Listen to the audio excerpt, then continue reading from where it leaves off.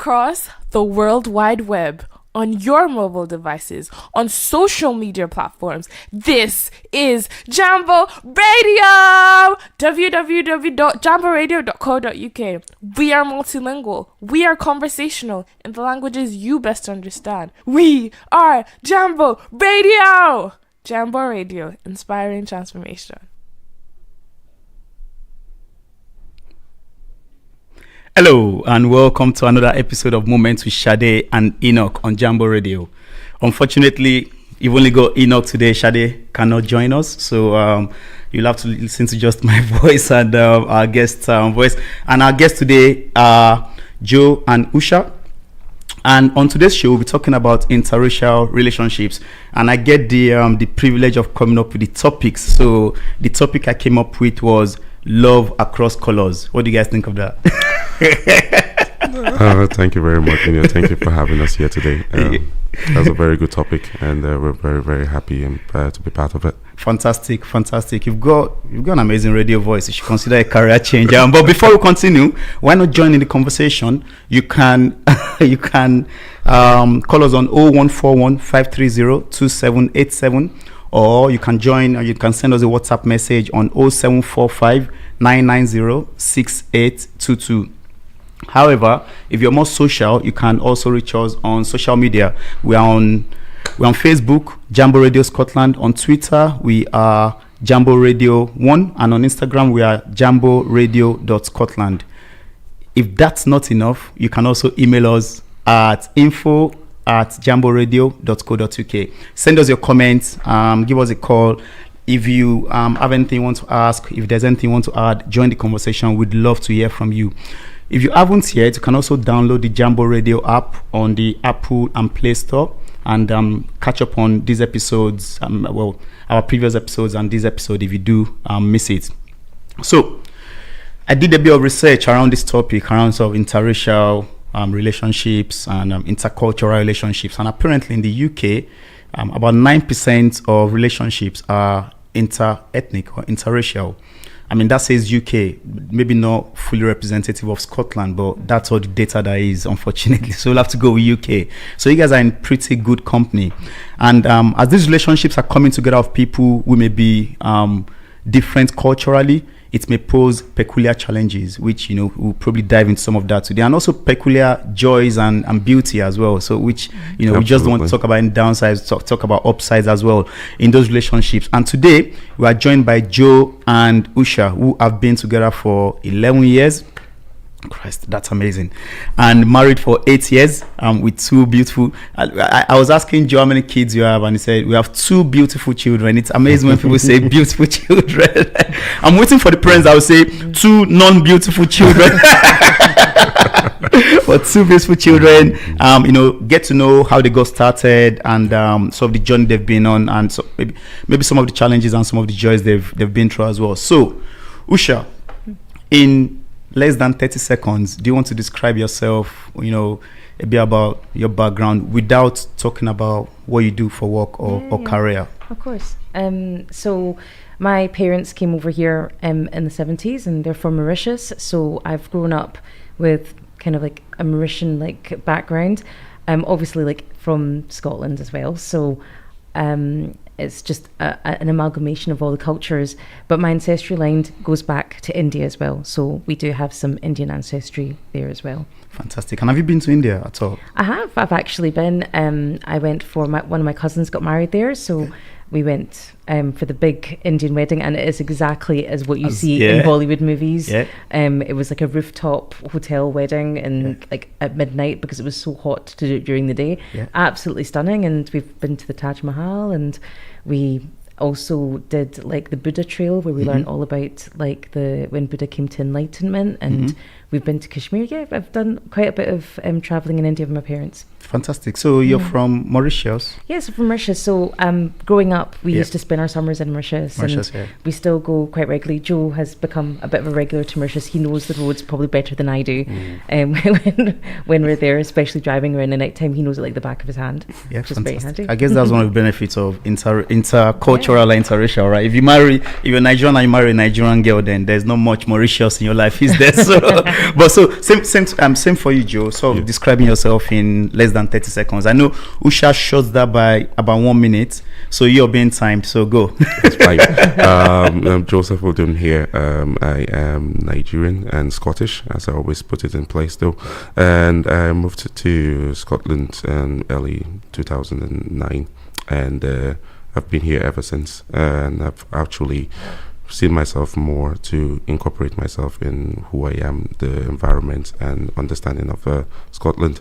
At the same time, I am a husband. I am a father to, as you say, 2 beautiful kids, and I share so much joy in raising kids in the multicultural home.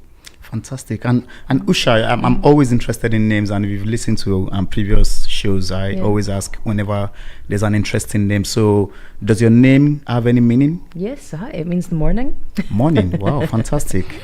Yeah. What is afternoon? I know the evening is Nisha. Nisha. Okay. I think I've met a few, or I've seen the name Nisha before. Okay, fantastic. So we can call you Nisha then. Is that a feminine name or? It's a feminine name. We call you Nishu. That must be the masculine version of Nisha. It goes. There's different ways of putting masculinity when it comes to the Hindu names. But fantastic. And with interracial relationships, what we mostly get is white and. Yeah, it's usually white and Asian, white and black, and but in your case it's black and Mauritian. Yes. Yeah. Yes. Yeah. Mm-hmm. So I'm interested to know how this all got started. Well, I will start from the very beginning and summarize it in 1 minute for you.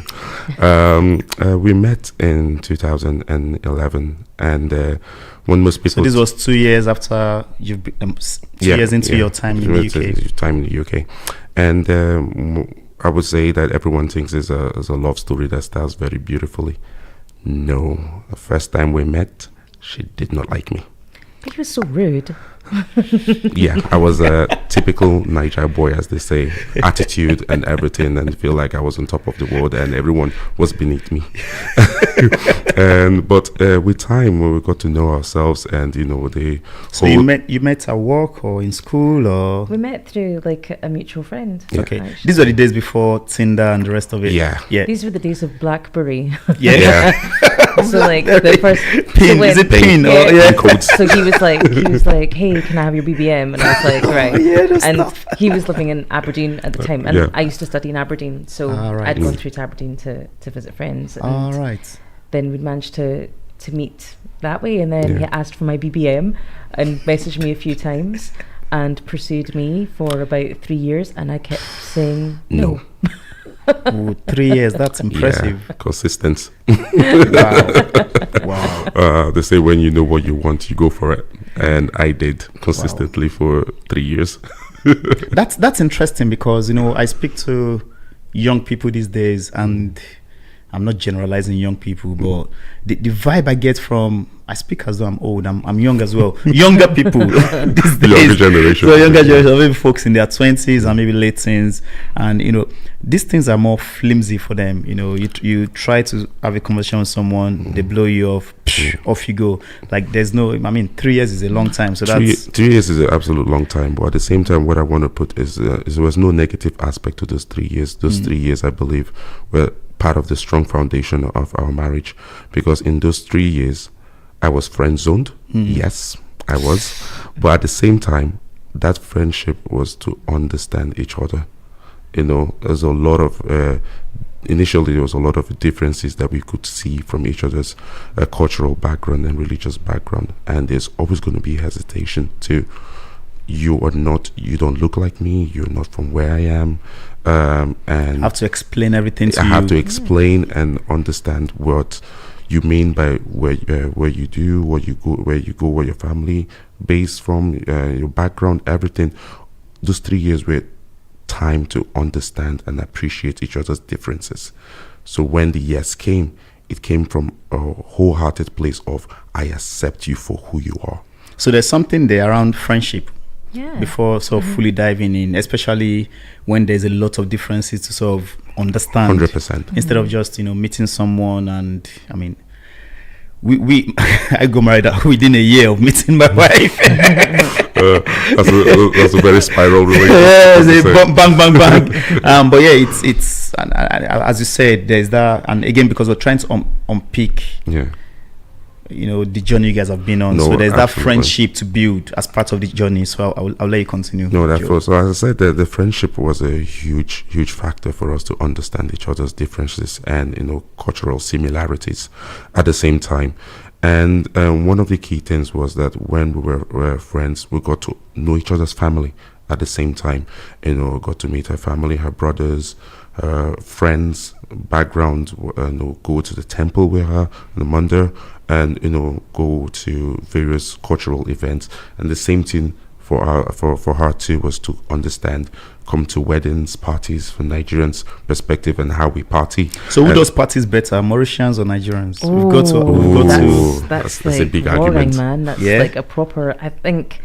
Wars have been fought at home over this topic. So because when I think about like our wedding, our wedding was amazing, right? Beautiful. And obviously I'm biased, right? But just the mishmash of cultures and the explosion of colours and the music, because like in Mauritius we listen to Sega music, which is like proper African beats. You obviously have like your Niger beats, your African beats as well, and we all party so hard. We partied, and there's so many similarities in our culture, and I think that has really, really helped us in our relationship and getting to know each other. Like food is like so important. There's always got to be food. There's always got to be music. There's always like family around.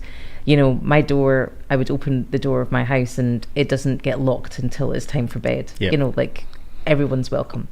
You must live in a posh area. we try. Some people don't have that privilege. But you should consider politics, Usha, because you almost made me forget what the question was, which is, who does weddings better? That was a good try. No, she didn't. No, for us, I would say parties better is, to be honest, the both sides. I will be diplomatic here. I'll be diplomatic here. I cannot go back to Mauritius if I say anything. They'll probably stop me at the airport and say, no, you're not coming back in again. So I remember taking Joe to a Mauritian night. So there's like there is a Mauritian night. Yes, with this Mauritian. That's a thing. Yeah, there's a Mauritian community Glasgow. In Glasgow. Okay. And it was like probably the very first one that he went to, and one of the aunties there, right, comes up to me and she says, who's that guy? And I was just like, oh, that's my boyfriend. And she was just like, all right. And then she was like, he's Mauritian, right? And I was just like, no, he's Nigerian. And she was like, but he moves like a Mauritian and he dances like a Mauritian and he's got that whole way about him. So that just kind of illustrates to you that, and that's part of the whole friendship that you've built. Absolutely, about the whole friendship, especially when one thing most people don't even understand is going into this community and you see a 6'2" black guy amongst a huge amount of similar cultural diversity, and you're the only black person there. There's a lot to take in, because you're also representing your heritage, and you're an ambassador in that situation to actually say, we're not technically what you think about when most people hear the word Nigerian. We're open, we're fun, we absolutely relatable, and we also know how to party. So that's one of the key things, is that in multicultural relationship, you're not just going there. You're going there as yourself first, but at the same time, you're going there as an ambassador. Fantastic. So leading on from that, so you played the 3-year waiting game. You got to know each other. Yeah. Then that turned into a relationship. So then tell me the transition into marriage and the journey there from your family's perspective. I will leave this part for Usha to explain, because it's going to be a very big deep dive. I feel like Joe was an absolute gentleman. He actually went old school and he asked my brother for permission to date me, right? And I feel that that made such an impact on my family, because I don't think I've ever dated somebody that said, "Well, let me just ask your brother if it's okay." So and so I've got to jump yeah. in. Where did this come from?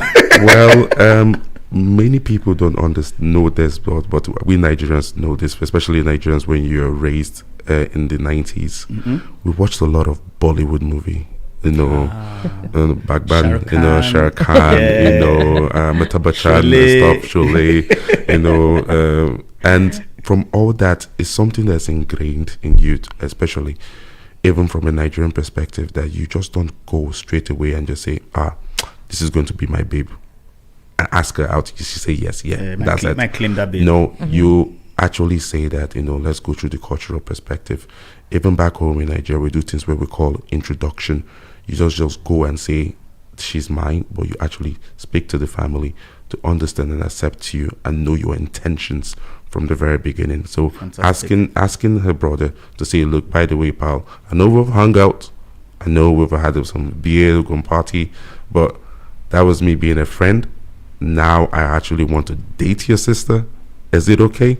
And he was like, yeah, you're cool. Yeah, cool. There was a bit of tactical moves in there. Yeah. Okay, Usha. And with my dad, when I had to sit and tell him that, Joe and I, we're not just friends, like, we're starting to feel something a bit stronger for each other. And my dad was just like, well, I just need to get to know him all over again.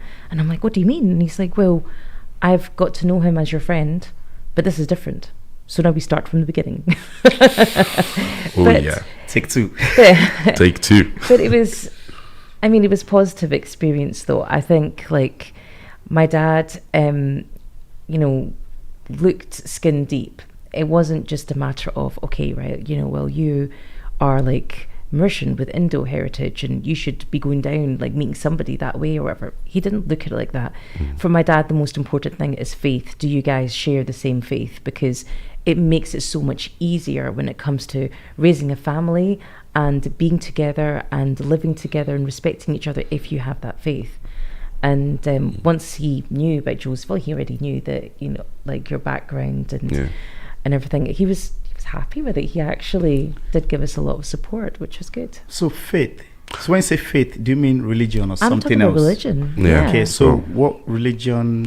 I'm Christian. Okay. And Usha is. And I'm Hindu. Okay, so you've got different faith. Yeah. So, but your dad was talking about faith. Well, I think when Usha meant faith there, though, I think he meant that, the similar belief of existence of God. Right. Yes. There's a higher power. There's a higher power Right. in place, though, and that, technically, is he a good person? Most people ask me these days, though, and this comes from, like I mentioned before, completely immersing yourself in other people's, in Usha's cultural background and religious background. As people ask me now, it's like, oh, what do you believe in? And tell them I believe in love. Even one of the greatest quotes in the Bible is, love your neighbor as thyself. It doesn't say love whoever or that kind of person. It's like your neighbor, whoever they are. Your neighbor can be anybody in the world. And as long as you can love them internally and open-heartedly, that to me is the way to go. And I've used that principle in my life now. I've used that principle in how I, acceptance and understanding of other people's religious and cultural background. And even the way we run our home is that first things first is love. If I raise my kids to love everyone, Job done. There's a good person. Okay, so I'll pull out a second point there around, so building friendship, yes. And then there's this second thing around, I'll pull out three things. There's the second thing around cultural awareness with your with your smart move, Joe. I see you. And then I'll pull out the third point around bringing a family in. Yes. So I guess your family got to know not just him, his culture. Of course. And then your family got to know her culture. Now. So that as you continue on your journey, when you say some things to your brother or your sister, it makes sense. Because they already know Joe and they already know that's Joe's culture. That makes sense. Rather than, why is he doing that? Exactly. Yeah. And it's still a learning curve. Yeah. Every day is a school day. Every day is a school day just to learn about things too. And one thing I will say though, that at the very beginning of understanding each other's cultural differences and bringing the family together to understand who we are, is that everyone first saw the differences. That was right there. She's Hindu, you're Christian. And you're this big black guy. Yeah, he's black. Exactly, he's a big black guy. So our daughter sleep with him. He's Nigerian. We know the stereotypical attitude people bring about Nigerians, and she's Mauritian. And there's so much differences, guys. How will this work? And that question keep getting hit and hammered to us from both my side of the family and her side of the family. But I would say this is where our stubbornness came true, and our absolute resolve to love each other unconditionally, is that we knew that was what people could see. But as we said, as ambassadors and understanding the love beyond colors, is to say that we will make them believe in how we are, how we interact with each other, how she respects me and how I respect her, and I would say that even to the point where she came to Nigeria, and me and my mom were talking, and she did something which I need to ask you when you're going to do it again, and serving me a cup of tea and stuff too. I was my mom was like, oh, she's well raised and everything though, and that's at least she can look after my son and everything, but all that comes into play for people to start seeing that the religious, the different cultural items there was also a lot of similarities. Do we respect our parents? 100% yes. If you look from a Yoruba culture, when we dobale and we'll lay prostrate on the ground to greet our elders, similar practices is done in the Hindu Mauritian culture. Sorry, are you Yoruba? No, I'm not. I was about to go. I was about to say I had the wrong impression of you. No, I have a lot of Yoruba friends. I'm from River State, right. And at the same time, do we love food? 100%, yes. Do we love to dance and music? Yes, we do. And if we bring that and showcase that mostly within relationship, that works. And there was something else I jumped, and I was picking 3 points so far. The fourth one is around the fact that I stayed around for 3 years. That meant you're like, this is the person I want. So I think that's important as well, right? Around having that resolve around this person is the person I really, really want. It's not a case of, I'll give it a go. If it doesn't work, I step away. So I think that's important it's important in every relationship, not just intercultural. Exactly. It's important in every relationship though. And I would say before I pass on to Usha here though, is that when you see people from different cultures and backgrounds, what is the most common thing about it all is that we're all humans. We all have personalities. We have things that interest us, hobbies and stuff. If you look past the barriers that be when it comes to what social cultural expectations of race, background, class, and actually look at someone as a human being and say that is a human being I want to spend the rest of my life with, the rest just completely cascades and falls down. You see beyond that. I don't know if you have anything to say. No, I think I was like so immersed, like just watching you, listening to you there. Just like, because I know why I fell in love with this man. There's lots of people that that's exactly why I was looking at there. There's lots of people that have like kind of speculated on our relationship like over the years, and and it has come from both our cultures and like cultures out with and stuff. They're like, how does that work, and how can you? Is it not too complicated or anything like that? But it doesn't come down to that. Like when Joe and I first met, yes, we got off like on a rocky foot because he was just, as he said, a Niger boy, right? He wasn't like. He was just like wasn't refined. Like a guy. That's the best way to do it. I wasn't polished yet. And once we got chatting and got to know each other, I was just like, oh my gosh. And he was like, I couldn't believe his viewpoints and like his passions and everything. And it was so similar to the way that I had been raised. And I was just like, wow, I was so impressed with that because unfortunately, you know, like Nigerians do have like not such a nice stereotype, especially like even in Mauritius, they just look, Nigerian unfortunately is equated to scammer, right? The scam artist, that's what you're going to see. But things are changing now. A lot. Because like when we went to Mauritius last, the amount of Nigerians that are coming in to study saw a lot of Nigerians last time we went to Mauritius, and then everyone like saw me and is like, are you with a Hindu Mauritian girl? Like, yeah. How did you manage how that? did you do it? And coming to that how question is that initially when we were started, though, it was like a non-thing to do within the, you know, Mauritian community, and even I would say as far as, you know, the Indian community, you know, bringing a black person back home, you know. But you know, the way we have worked and the way I say that we've seen ourselves as ambassadors, though, there's a lot of friends and family who have, you know, multicultural boyfriend or girlfriends, and have hidden it from their family, and they're like, well, we should enjoy together, so we're fine. Yep. I mean, they've gone to the extreme. So we can come out. Exactly. We can come out. We can come out and say, yeah, I'm with this person. Yeah. And why we join Usha together? Done. and it's interesting because I don't know if this is the right phrasing. I think that some credit needs to be given to your parents or family, especially parents. 100%. And I'll tell you why. Because looking at the two of you, I actually remembered, you know, when I was, you know, my earlier days, I had a friend who had a girlfriend who was Sri Lankan, or German, and we're all at the university together. I mean, she was like one of us. We all did stuff together, and we were thinking after uni they were gonna get married. Yeah. And then one day, our parents came visiting from Germany. Okay. And they were nice to us. They lived with us for days. But what they took away was, she's definitely not going to marry my friend.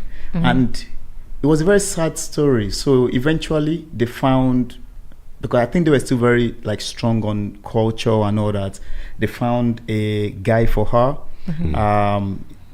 arranged marriage, and they must have threatened her that if you don't marry this guy, we're going to disown you and all that. So she had to leave my friend that they've been together for years at uni. But then, and the sad story was, he loved her so much that he said, you know what, the ring, I will go get the ring for you on behalf of your new incoming husband, just so you have a bit of me as a remembrance. And that was just because the parents just clamped down on it, like there's no way. There are sad so stories like that, something's got to be said about, you know, the parents' openness, and maybe there was a barrier at the beginning, but at least chipped away over time. We crossed those barriers, though. I had you know, very heartfelt conversation with her mom and dad, and you know, and the same thing too. I had a heartfelt conversation with my own side of the family, because it's almost like, why you know, just go marry a Niger girl. I was like, no, that's not who I am. That person will not see me or get the real me. She gets the real me.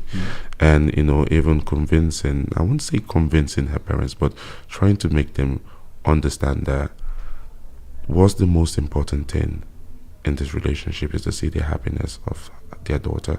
And shouldn't that be the ultimate goal of every parent?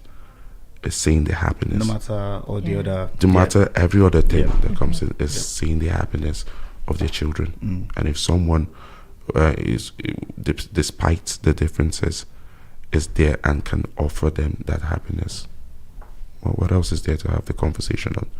Fantastic. Before we continue, let me remind our listeners that you can reach out to us. We are on 0141 530 2787. If you've got comments or you've got questions for Joe or Usha, you can also send us a WhatsApp message on 0745 990 6822. You can also reach us on social media. We are on Facebook, it's Jambo Radio Scotland. We are on Twitter, Jambo Radio 1. We are on Instagram, jamboradio.scotland, and you can also send us an email at info@jamboradio.co.uk. So you've crossed the, and another point I wanted to bring out from everything you said is there was a lot of family involvement. Similar to, I guess, because I'm Nigerian, so I'm familiar with our culture. So I'm guessing your culture as well. It seems the family were getting married. Yes, it's a marriage of families. It's a marriage of because families. it seemed you got the brother involved, you got dad involved. Because I think that's important, because I mean, I'm not in an interracial marriage, but I want to imagine what will play out in some of those marriages. Why? So I did a bit of research as well. There's a higher rate of divorce in interracial marriage compared to same ethnicity marriage, which, as you can imagine. So, and I think maybe what happens in these marriages are, there's, let's say, a black guy and a white girl. The white girl's family are feeding stuff in her ear. And because they don't understand the black guy or his culture, the black guy's family are feeding stuff in his ear, like, oh yeah, your wife is this, your wife is that. And over time, it will get to you, to the point where you're like, maybe my family is right. This girl is annoying. Or maybe my family is right. This guy is actually a rubbish guy.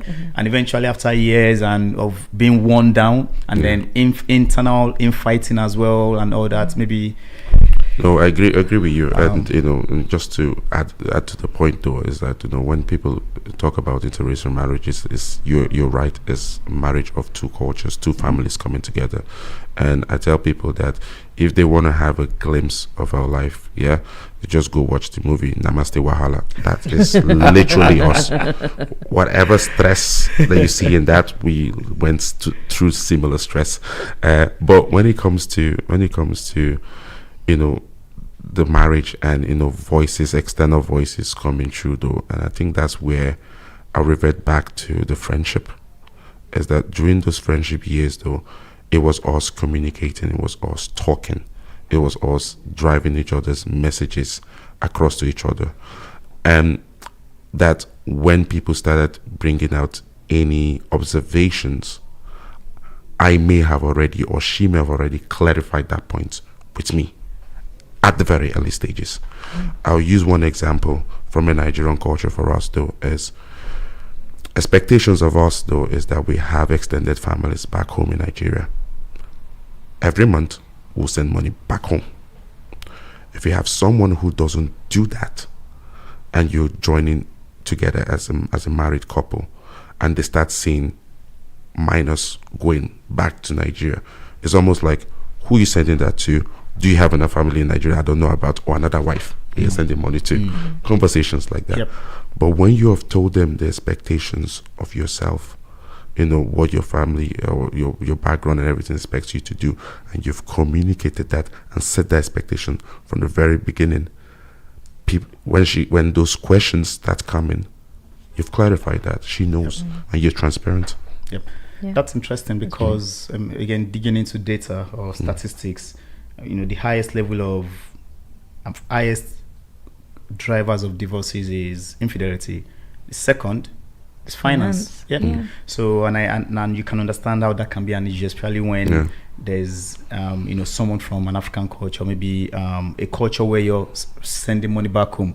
That I was chatting to a guy recently. So he's African, married to a Scottish girl, and he was just lamenting at how his wife is happy to spend thousands on their dog, but whenever he wants to send a few hundreds for people to actually survive, it's a big fight. Big cultural difference. Let's not even go to that conversation.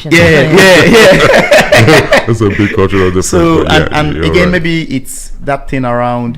They never really understood themselves before they go into the marriage. It was a case of they met, they loved each other, they're like, oh yeah, let's get married. And then when they go in, they're like, oh, actually, that stuff you do is actually, I didn't know that, and now that I know, that's actually annoying. No, I agree with you. And so I think one of the important points was, like, when we got together, like, we spoke to Joe's pastor and we spoke to my priest as well, and they were a fantastic support. Yes. They were like, they counseled us and they helped us take that step. And when it came to, like, we did like Joe had proposed to me, we had our engagement, but we did like an engagement ceremony, because we do that like in our culture, and it was a brilliant opportunity for both the pastor and the priest to meet, and it was beautiful. It was fantastic, because we're so blessed, because the two of them really they weren't like in their lane saying, well, you're a Christian and that's it. wasn't like that at all. They were so accepting. They sat and they spoke between themselves, and then they spoke with ourselves, and then we spoke individually, and we still went through that counselling. And I think this is something that every single couple should have before they get married. It's like this. So you went through counselling with your priest and with your pastor. I'm a pastor, yeah. So would you say there is a bit of play then with your religion as part of what one of the what sticks? 100%. You can't take it away from who you are yourself. Is what you believe in and what you're raised up in, and it's the appreciation of both religious background. Actually, rather than the differences, it's actually a strengthen. It's actually a bond, because speaking to her priest and speaking to her pastor, the message was similar. Different scriptures from the Gita or from the Bible, but the message was the same. And the message was literally, if you love yourself and want to be with each other, do it. Okay. So Usha, this one is for you. So you've got 2 beautiful kids. How? You probably know what I'm about to ask. How does that play out with all the cultures sort of in play? You've got the Mauritian culture, the Nigerian culture, the Scottish culture, and I don't know what other culture has been thrown in there. Maybe a bit of Indian culture as well. How does that play out for them in real life? Well, it's interesting for sure. Like my son just now, he is 7, so he has like a lot of questions, and it's been quite recently that he's been asking things. Like I think they're learning about like different cultures at school just now and different religions. So he'll come and he'll say to me, he's like, "Oh, so mummy, we learned about Sikhs today. Are we Sikh?" And I'm like, "No." And I was like, "Let's sit and we'll talk about it all." And then he'll say, "And we learned about Muslims and we learned about Christians." And the way my father brought me up was that look, there's one God, and religions are basically an interpretation of how you should access God. And that's the same way that I will do with my children as well. I will give them as much knowledge as I personally know, but ultimately later on down the line it will be up to them. This is what my parents brought me up with as well. They taught me everything about Hinduism. My mum went to a Catholic school because it was just the closest school, I think, to where she grew up. So she taught me about like different saints and about Christianity. We've got Muslim friends. We've had like a big mishmash of like cultures and religions, and I just feel that if we keep just educating the children and just let them know that you can believe whatever way you want to believe it, you can take God in whatever form that you want. 100% I agree with you. There's no formula to this. I tell people there's no formula to this. Children in interracial marriages may at one point or the other go through a crisis of identity. It happens, but it's how open and honest you are with telling them the truth. There's no need trying to hide things. Kids these days are smart, so very smart, and they've got so much access to social media. If you can be open and honest and give them the information, the right information you believe could be accessible for them at home, and understand how they fit in this whole big wide colorful family and religion, they will appreciate on each and every aspect. I ask my son sometimes, I was like, if people have asked you what identity, what do you tell them? I was like, I tell them I have 3 blood lines in me. I was like, okay, which are? Show us the third one. I was like, and this is funny. He tells them, it's like, I'm Mauritian, I am Nigerian, and I'm Scottish. I'm like, there you go. Boom. That's all he knows. Yep. And this is his background. It's a different generation that's going to come after us. Mm-hmm. But as long as we give them the tools and understanding of the identity and the complete blend of cultures that they're going to grow up with, they'll be fine. Fantastic. So, 11 years now, and things are going great. So, knowing what you know now, after 11 years in hindsight, are there some things you would maybe do differently? I would say maybe reach out to a lot of families out there who have interracial relationship. That's one thing we didn't have back then. We're either surrounded with her side of the family my side of the family, and maybe just because we didn't notice, we were more involved with our own internal battles. But currently, what we are doing, and that's from lessons learned, is that we are slowly opening ourselves up as a book for other people to see how things work, and we are reaching out to, when we see other interracial married families out there, to say that, look, you are not alone. As you mentioned before, 9%, that is a small, tiny percentage in the grand scheme of things. And many of these people may be living in very small localities and isolation, where they stick out as a thumb in the grand scheme of things or in the society.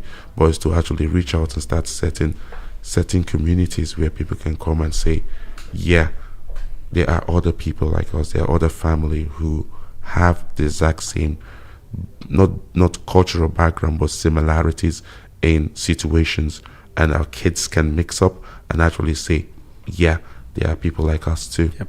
Yeah. And you know that thing they say, you can't be what you don't see. Yeah. So now you guys are setting, I mean, I'm not saying you're the first to do it, but there's not that many Black and Mauritian marriages. So since you guys have gotten together, have you, two questions here, have you seen people from your world now be more open to marrying people that are culturally or ethnically different? One. And the second question is, maybe that first one is for you, then the second one for you, Joe, is, do people walk up to you and I mean, when two of you are together and just, I don't know, start asking or chatting to you just because of your combination? Yeah, that's fine. I'll let her go first. Yeah. Well, see, for that second part there, we got a lot of that in Nigeria. When you're in Nigeria, because like in Nigeria, and like, did I say it? Like in Nigeria, they would just class me Oyibo. Like when we were walking the street, like people were coming up and actually saying it to me.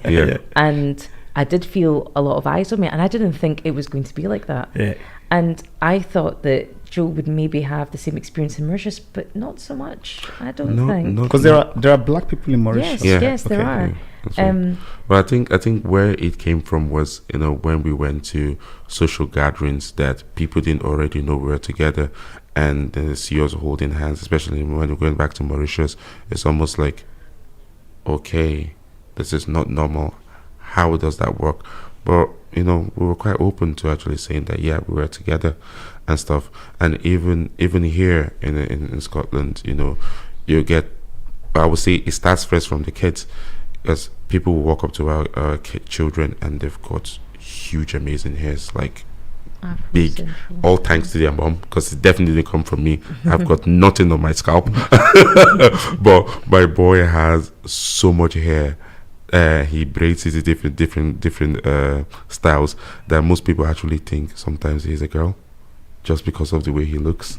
And then they're like, oh, your hairs are so beautiful. So where are you guys from? And like we started explaining to them and start telling them, it was like, oh wow, that's lovely, that's nice. And that comes into play.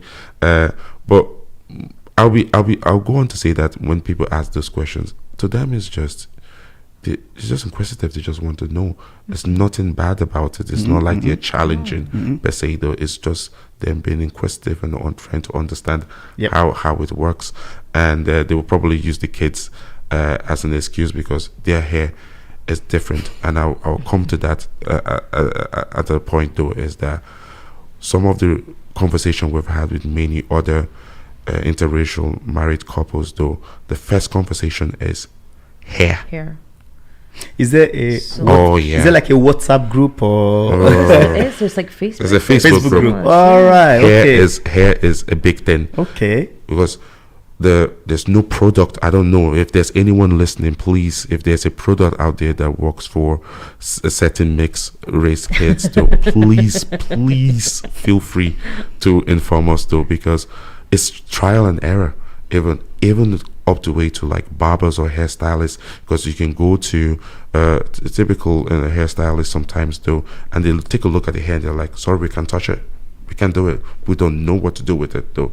My son's hair is water repellent. Yeah. He stays about 20 minutes in the shower for it to get wet. Drenched. And if he shakes his hair, it's dry. So those are the kind of conversation we have with other families, and then it's almost like, and then we start to get to know ourselves, start asking questions, and then it just grows from there. And it's interesting because, I mean, not that you've gotten together to make impact, you've just gotten together because you love each other. But whether you like it or not, you are making an impact. So there are people that are maybe watching you, observing you, or just they've come across you once in person or virtual, and you've changed their perspective. 5 years later, their friend may probably tell them, I'm seeing this black guy or this Nigerian guy, and they'll be like, yeah, that's cool, just because they've seen you. So you have no idea how much. So So this has happened recently. Yeah, I can't remember who it was. It was a couple of years ago, and it was one of the teenage girls that had come up to us, and she was like saying, can you just tell us a little bit about like your relationship and how did it work? Like, how was it like on the streets or no, I think I remember. It was a gathering. It was in London. It was Dips. This is wedding. Oh, that's right. Yeah, it was a teenage girl so there. It was an Indian wedding that we went to, a Punjabi wedding, and there was a girl there, and she came up to us. And so this girl is Indian. She was Indian, right? Indian. And she came up, she's got a black boy chasing her. 100%. She has a black boyfriend. In London, she's got a black boyfriend. So for her to come up to me and just start talking, and I'm just like, I don't know who she is, right? I didn't know if she was on the bride side, the groom side. I didn't know who she was. And then I'm looking at Joe, and I'm just like, we're looking at each other going, we know, right? We know what's going on here. Girl, you got someone. And then towards the end of the conversation, she's like, so my boyfriend's black. And okay, there we go. And then she's like, I just want to know, like, how can I make this happen? And the first question, and then before the end of that conversation, I did ask, I was like, does your family know? I was gonna say she's probably keeping it low key. Not really. I'm like, okay. But you know what? She probably told her family the next day. I'm hoping she'll probably say, you guys saw those two people, right? I spoke with them. They seem to be surviving. So that guy I think is my friend is actually my boyfriend. Cat's out of the bag. I know. Cat's out of the bag, absolutely. But I mean, we've shared a lot of good stuff today around, maybe lessons for those that are sort of going into interracial marriage or those that are already in it. Apart from the things we've shared, is there any tip, advice for someone that is considering it, or someone that is open to it, or someone that is already in it? Like what you can give?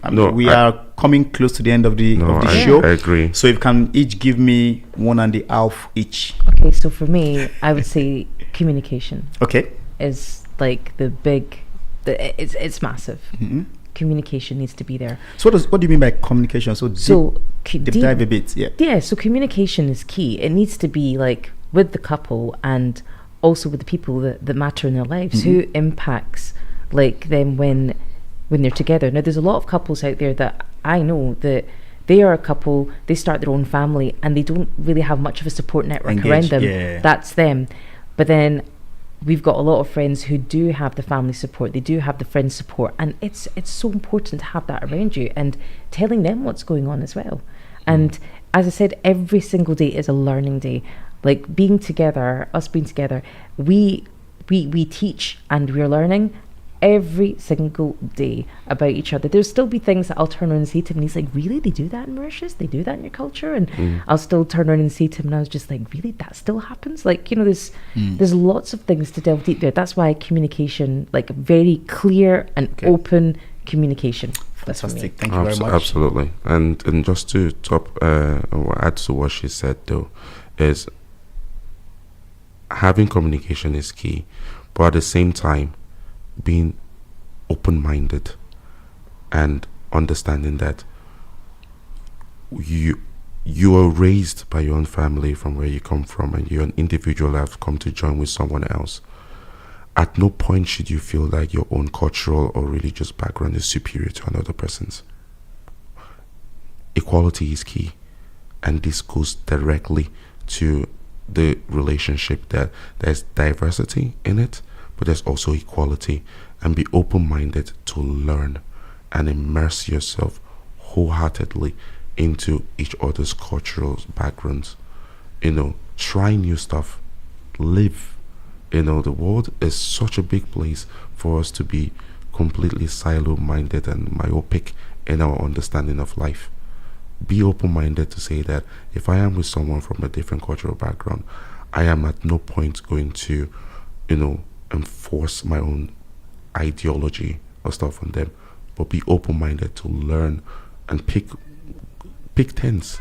And the same thing too is that the more open-minded you are, the more you also be open-minded in receiving and understanding your own items and cultural understanding, and that communication will just flow. I think that's my key point, is being open-minded. Fantastic. And for the world we live in today, there's a lot of hate based on religion, based on skin color, based on nationality. Those three things I've just mentioned, you guys have sort of crossed those bridges or those borders. What do you think we as humans can do better? That's a big question, man. Huge question. I don't even know if I have to quote Bob Marley here though, and just say one love, man. One love. Yep.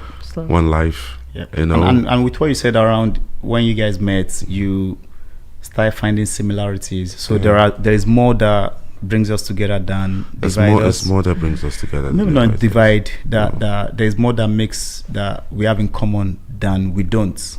Yeah. So it's finding those commonalities. You're absolutely right. Ultimately, we all just want that pursuit of happiness. That's what we all want, whatever that is. I don't know what you want to add, Usha. You look like no, you're absolutely right. Though love, crosses boundaries. It crosses barriers. It crosses languages, though. And one of the just to end it up though is one of the key things that made me believe that this would work, our relationship, and how it's brought various people backgrounds together, is at our wedding.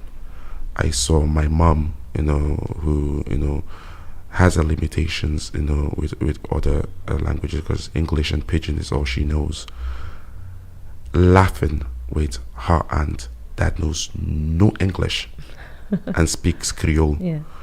I saw them, and they were laughing and chatting and having a drink. I was like, what are they talking about? And why are they embracing each other so much and, being in the moment? And that then, for me, was a key moment that love was the language right there.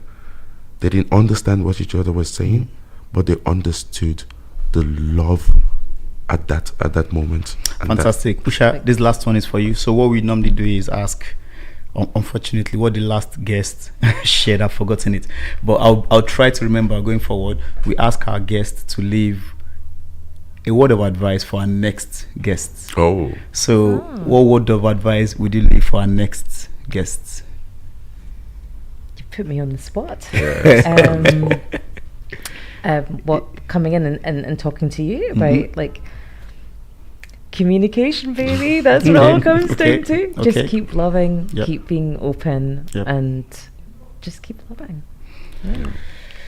Fantastic. And that's everything we have time for today on the show. I've enjoyed it thoroughly. Thank you very much, Joe. Thank you, Usha. Thank you so much, Enoch, for coming along. And it's been a moment, an opportunity for me to learn as well. So hopefully for those of you listening and watching us, hopefully you've learned one or two things, maybe not even just not for yourself, but for maybe situations and conversations you'll be in later in life, that you can maybe make reference to some of the things that have been shared here today. Love is the language, love is the religion. Bring family into the relationship, have cultural awareness, embrace friendship. I think is one of the things we've said today as well, and just a lot of gems that has been shared. So thank you very much for being open, because I know you're both private people. So and think that's everything we have time for today. From Moments with Sade and Enoch, even though, as I said, Sade is not here today.